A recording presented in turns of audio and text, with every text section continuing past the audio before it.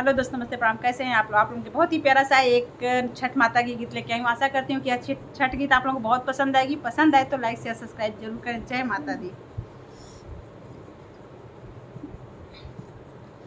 बार बारिश के उमरिया पापा मोर करेला बिया, पापा मोर करेला बिया।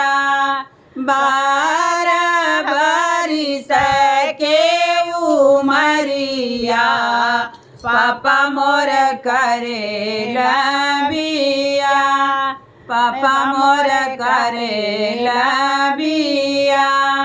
पहिले पहिले हम गईली ससुरवा, सासुर कै बजनी नाम, सासुर कै बजनी नाम। पहिले पहिले हम गईली ससुरवा, सासुर कै बजनी नाम, सासुर कै बजनी नाम। काहे नाम रखेलू बजनिया, पति मोरा लड़का नादान, पति मोरा लड़का नादान। काहे नाम रखेलू बजनिया, पति मोरा लड़का नादान, पति मोरा लड़का नादान।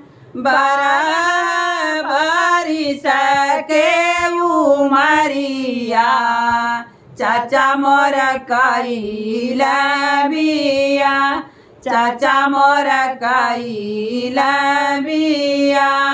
पहिले पहिले हम गईली ससुरवा, जेठनी रखे बजनी नाम, जेठनी रखे बजनी नाम।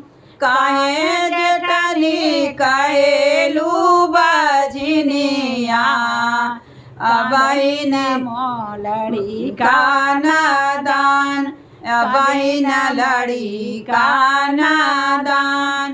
काहे जेठनी कहेलू बजनिया, पिया मोर लड़का नादान, पिया मोर लड़का नादान।